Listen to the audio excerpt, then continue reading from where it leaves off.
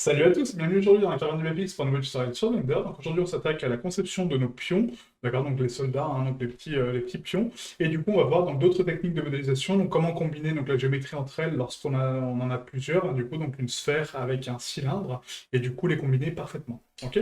Donc on se retrouve donc sur notre scène de échiquier. Donc là si on analyse un petit peu la référence, donc on a ici une pièce commune qui est donc notre structure, hein, comme d'habitude, qui est beaucoup plus petite cette fois-ci. Et par contre, on voit que c'est une pièce unie, d'accord? Donc on a le socle avec la sphère qui est unie parfaitement avec la structure. Donc pour ce faire, en fait, donc je vais décaler ma référence ici. On va afficher notre collection qu'on a créée donc, lors de la session précédente, donc notre collection de duplication. On va cliquer droit sur le dossier et on va faire sélectionner objet, d'accord? Donc pour sélectionner tous les objets. On va donc faire un Shift D pour les dupliquer. Et là, je vais les décaler un petit peu sur la gauche, hein, donc GX, voilà, pour avoir donc, tous ces éléments à part. Maintenant, je vais l'isoler sur une autre collection, donc je vais appuyer sur M, je crée une nouvelle collection qu'on va appeler Pion, d'accord, parce qu'il y en aura plusieurs, donc Pion, et du coup, cette collection-là va me servir pour modéliser mes pions. Donc slash pour l'isoler, on passe en vue de face, et là, si on analyse donc la structure, d'accord, donc la base est similaire, par contre, le corps est beaucoup plus petit et beaucoup plus fin, d'accord, donc la structure est beaucoup plus fine. Donc déjà, on peut commencer par faire un scale global. On va pas faire ça, on va pas faire un scale global, on va faire si un scale global. On va faire un scale global, donc à 0,85. Voilà, GZ, on va les déplacer un tout petit peu plus sur l'axe Z hein, pour les mettre parfaitement au sol, même si c'est pas très important. Et là, on va devoir donc, combiner donc, la structure avec une sphère. Donc pour la sphère, c'est très simple. On va d'abord commencer par réduire un petit peu donc, la densité du corps. Donc là, je vais vous montrer donc l'édition proportionnelle. Donc on sélectionne la boucle d'arête qui est sur le contour, d'accord, qui est ici. On va passer en vue de face, et là, je vais activer là l'édition proportionnelle. Donc le petit cercle qui est ici, vous voyez en haut on l'active. Et là, quand je vais faire un S, on ne voit rien parce que du coup, on est sur des surfaces très petites. Donc, à vous de régler la molette donc, pour la descendre, d'accord? Donc, vous la baissez, vous voyez, donc enfin, vous montez la molette vers le haut, et du coup, ça permet de voir, vous voyez, donc, le cercle d'influence. Et là, quand je réduis ma surface, ça me permet de réduire mon cercle d'influence, et du coup, donc, de régler la densité, en fait, parfaite sur la structure, d'accord? À peu près comme ça. Hop, voilà, parfait. Maintenant, je vais sélectionner donc, toutes les loupes donc, horizontales, d'accord, qui sont face à moi. Et là, on va faire un petit relaxement des loupes, donc W, Loop Tools. Si vous n'avez pas cet outil, je vous invite à l'activer sur la partie préférence add-on Loop Tools et vous appuyez sur relaxer. Du coup, ça aura pour but donc, de relaxer un petit peu la géométrie et de la refaire. Donc là, vous faites ça donc, autant de fois que possible, hein, d'accord, pour relaxer un petit peu la géométrie, pour la recalculer. Donc Loop Tools, relaxer, voilà. Vous les faites une par une, hein, tranquillement. Et du coup, ça permet juste de peaufiner un petit peu donc, le relaxement des edges et du coup de les adoucir. Ok. Voilà. Hop, donc là, c'est pas trop mal. Et du coup, ce qu'on peut faire, c'est maintenant donc, relaxer aussi donc, les axes verticaux. D'accord. Donc on sélectionne toutes les loupes, donc verticales, hein. Voilà. Hop. Et là, pareil, donc je vais essayer de relaxer pour voir si ça fonctionne correctement. Non, non, ça fait des déformations. Donc laissez comme ça, c'est pas très grave. Ok, donc maintenant qu'on a notre pièce principale donc, qui est affaissée, qui est propre, on va pouvoir donc jouer un petit peu avec les arêtes hein, pour les adoucir aussi. Donc, on désactive l'édition proportionnelle, on scale un peu, voilà, et le but c'est vraiment de redresser un petit peu cette géométrie. Donc là, c'est pas trop mal. Ouais, là, c'est pas trop mal. Et là, on va créer donc notre sphère. Donc pour la sphère, on appuie sur Shift S, curseur vers sélection. Shift A, Mesh, on crée donc une sphère UV, cette fois-ci, donc pas un cube. Scale, on la scale grandement. Et là, le but, c'est de trouver donc, le point de jonction de la base avec notre base à nous. D'accord. Donc là, si je regarde en fait en termes de géométrie, donc si j'affiche ici donc, le fil de fer, on peut voir que ma base va se joindre ici, d'accord, sur cette structure. Donc à moi, maintenant, donc, de supprimer la géométrie que je ne veux pas, donc cette structure-là. Donc on repasse en mode edit. Je sélectionne donc la base de ma sphère. Hop, voilà, donc avec CTRL, clic, pour sélectionner donc, le contour, X, Delete Faces, d'accord. Maintenant, on va créer donc la jonction, hop, excusez-moi, donc on va créer donc la jonction qui va sur la base. Donc pour créer la jonction sur la base, en fait, on a deux solutions. Donc soit on passe directement sur la pièce en elle-même, donc je vais désactiver le fil de fer hein, pour ne pas être impacté, Voilà. Donc soit on passe sur cette base, soit on passe sur la structure au-dessus. Là, je sais que ma base, de toute façon, il faut que je la supprime. Donc on va passer par la base. On va sélectionner donc les 4 carrés qui sont ici centraux. CTRL plus pour les sélectionner de façon proportionnelle. X, et on supprime les faces. Maintenant, on va créer donc la base. Donc pour créer cette base, je sélectionne ma loupe complète. Hop. Je vais faire donc une extrusion Z 0.004. Rappelez-vous, hein, c'est donc la même structure qu'on avait tout à l'heure. Et là, en fait, on va conserver donc la structure qui est ici, mais par contre la prolonger. Donc du coup, pour ce faire, ce qu'on peut faire éventuellement, c'est une extrusion en fait sur tous les axes. Donc là, on va prendre donc l'outil face, on va sélectionner donc, toute cette face-là, on crée une extrusion, donc ES pour scale, et là, je veux extruder, mais sauf sur l'axe Z. Donc Shift Z pour bloquer l'axe Z, comme ça expand mon cercle uniquement sur l'axe X et Y, et là, je prolonge ma structure. Voilà, comme ceci. Maintenant que j'ai cette base-là, donc du coup, je sais que celle-là va s'unir parfaitement à ma sphère. Donc pour ce faire, je sélectionne ma base, je sélectionne ma sphère. Je vais la réduire un petit peu plus, hein, parce que c'est vraiment très très grosse hein, quand même. Hop. Là, on va la descendre un peu. Hop. Voilà. Et là, le but, c'est justement donc d'unir donc les deux faces ensemble. Donc pour ce faire, on sélectionne donc la base, la sphère, CTRL J pour les joindre. U, rotation taille, origine vers géométrie, puisque j'ai joint deux objets ensemble. Tab. Et là, ce qu'on peut faire, c'est sélectionner donc les arêtes, vous voyez, donc les boucles, et les fusionner ensemble. Vu que j'ai 32 vertices sur mon cercle et 32 vertices sur ma sphère, ça passe nickel. Donc on appuie sur W, Loop Tools, Bridge. Et là, ça me fait un bridge. Maintenant que j'ai mon bridge, je peux sélectionner ma sphère avec donc, deux boucles centrales, donc Shift Alt Click, Shift Alt Click, CTRL plus, voilà, pour sélectionner toute ma sphère. Il me manque la cime, donc on sélectionne la cime avec Shift Alt Click. Là, on fait un Shift Click, CTRL Click pour sélectionner donc, toutes les loupes. Et là, on va la descendre un peu pour l'aplatir, d'accord? Parce que là, on n'a pas de dénivelé, hein, c'est juste la jonction. Donc on va faire un G, Z, et on descend un tout petit peu. Voilà, comme ça. Ah, donc le but, c'est d'avoir quand même une petite bordure, mais pas trop. Quoi. Donc là, cette loupe-là intérieure, donc du coup, je peux la rapprocher un petit peu du centre. Hein. On peut la supprimer tout simplement. Donc X, dissoudre arrête. Voilà, elle n'est pas nécessaire, hein, parce que du coup, après, on va faire une boucle de jonction ici. Et là, on est bon. Maintenant, pour adoucir donc, ce contour, on vérifie l'orientation des normales. Voilà, donc là, je pense que ma sphère est encore trop grosse hein, par rapport au radius.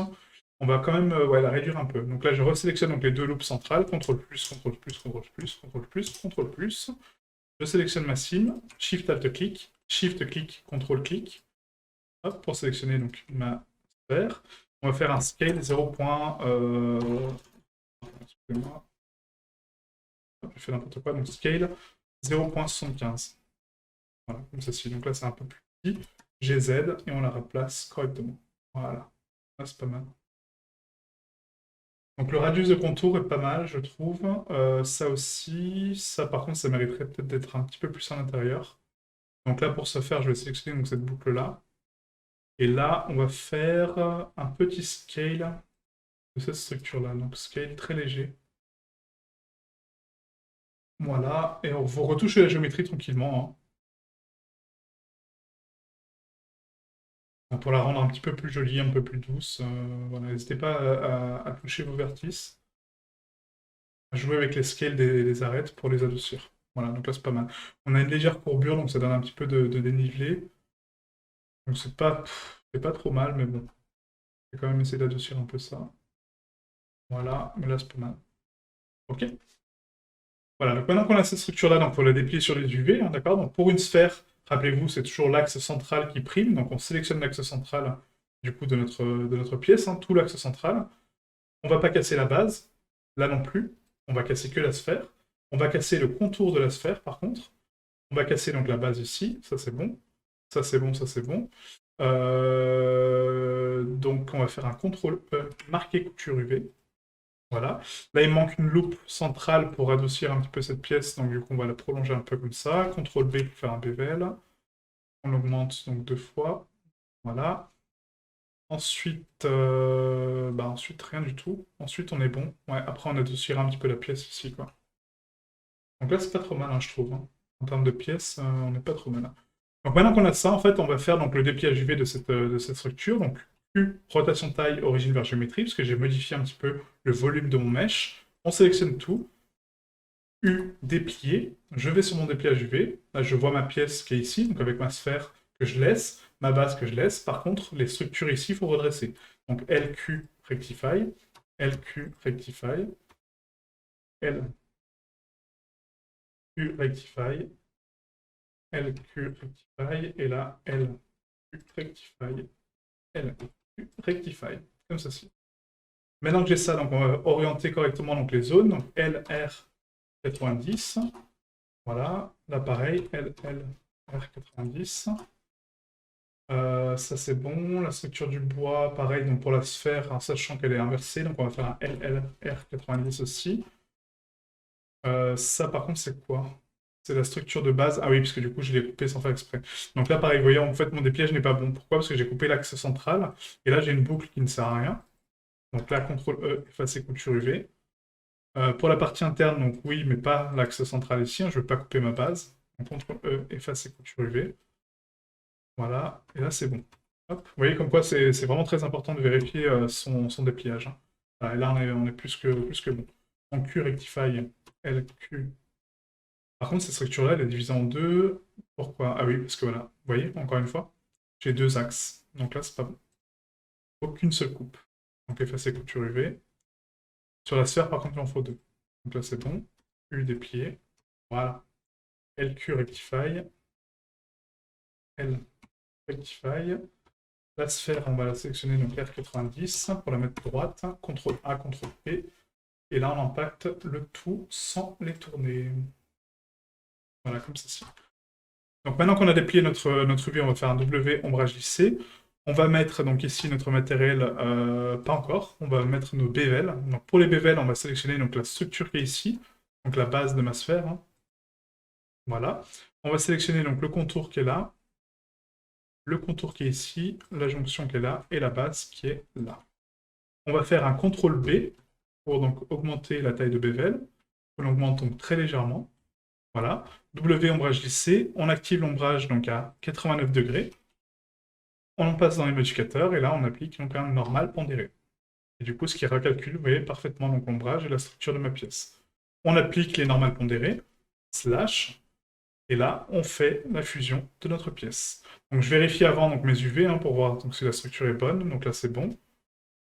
Hop, je vérifie quand même. Oui. Là. Oui. Là. Oui. OK. Donc la W ombrage lissé. Hop, on active donc les normales à 89 degrés. J'active le modificateur normal pondéré à 100%. Hop. Pareil pour cette pièce, donc W ombrage lissé. Donc là, par contre, il faut du bevel. Donc, tab. On sélectionne donc les arêtes donc ici. CTRL B pour créer donc une petite boucle de jonction. Voilà. On active les normales pondérées à 100% et on active l'autolissage, sinon ça ne marche pas. 89, comme ceci. On applique mes normales pondérées, slash, on passe à la pièce suivante, donc W ombrage lissé, donc là pas besoin de bevel, on active donc à 89 et on pondère les normales. Normales pondérées, et là c'est bon. Hop. Maintenant, donc là c'est appliqué, là c'est bon, là c'est bon, là c'est bon, là c'est bon. On sélectionne donc tout l'objet, on fait un CTRL J pour le joindre, CTRL J, Q, rotation taille, origine vers géométrie. On passe en vue de dessous, on sélectionne donc les faces du dessous par 4. Shift S, curseur vers sélection, Q, origine vers curseur 3D. D'accord, donc ça vous commencez à connaître, c'est toujours la même chose. Cette pièce-là, du coup, je vais la renommer donc pièce soldat ou pion, hein, je crois que c'est pion que ça s'appelle, pion blanc. Voilà. On va créer donc une duplication, donc Shift D, GX 0.0, 0.1, excusez-moi, à 0.1. Et là, ça va être la pièce pion noir.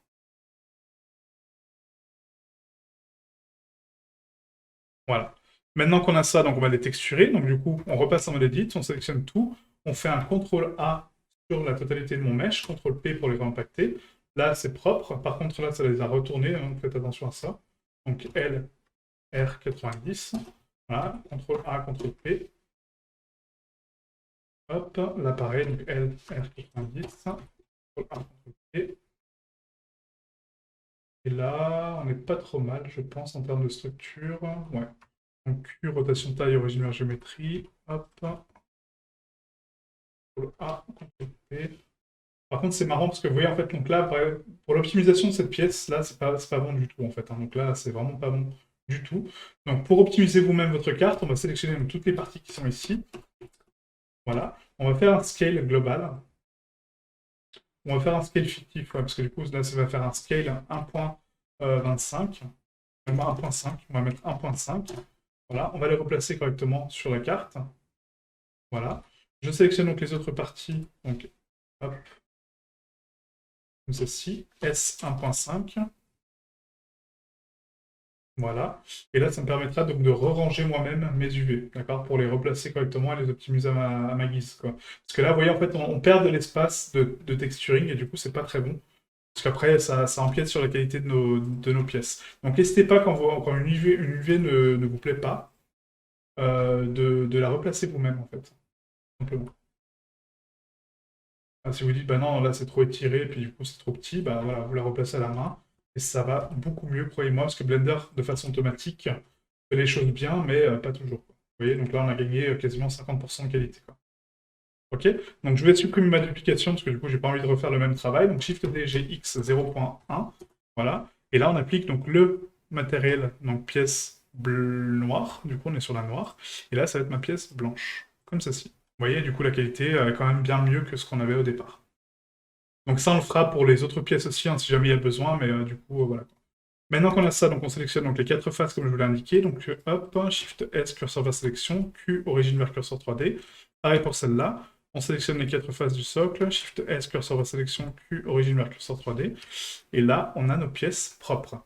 Maintenant, on va placer nos pions sur l'échiquier. Donc là, quand on analyse donc, un petit peu la référence, donc les pions sont en ligne de devant, d'accord? Donc tous pareils. Donc il y en a 1, 2, 3, 4, 5, 6, 7, 8.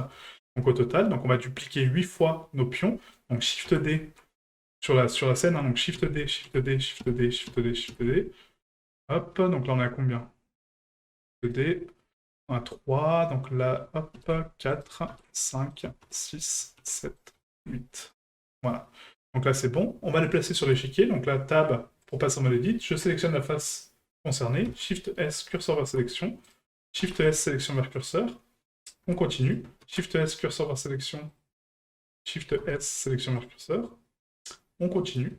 Shift S, curseur vers sélection. Shift S, sélection vers curseur. Pareil, Shift S, curseur vers sélection. Shift S, sélection vers curseur. Hop. Pareil, Shift S, curseur vers sélection. Shift S, sélection vers curseur. Pareil, Shift S, curseur vers sélection, excusez-moi. Shift S, sélection vers curseur. Shift S, curseur vers sélection. Shift S, sélection vers curseur. Et là, pareil. Sélection vers curseur. Voilà. Maintenant qu'on a cette pièce-là, donc pareil, on va la dupliquer donc 8 fois. Donc Shift D, donc une fois, 2 fois, 3 fois, 4 fois, 5 fois, 6 fois, 7 fois. On resélectionne le plateau. Shift S, curseur vers sélection. Shift S, sélection vers curseur. Voilà. Là, pareil. Curseur vers sélection. Shift S, sélection vers curseur. Hop. Voilà, donc là, vous commencez à comprendre les manips. De toute façon, c'est toujours les mêmes, hein, du coup, mais voilà. Oups, je me suis trompé. Les actions répétitives, c'est pas mon truc, hein. Vraiment, c'est à chaque fois, je suis obligé de me planter au moins une fois. Je déteste faire des trucs en boucle, en fait. C'est vraiment n'importe quoi. Hop.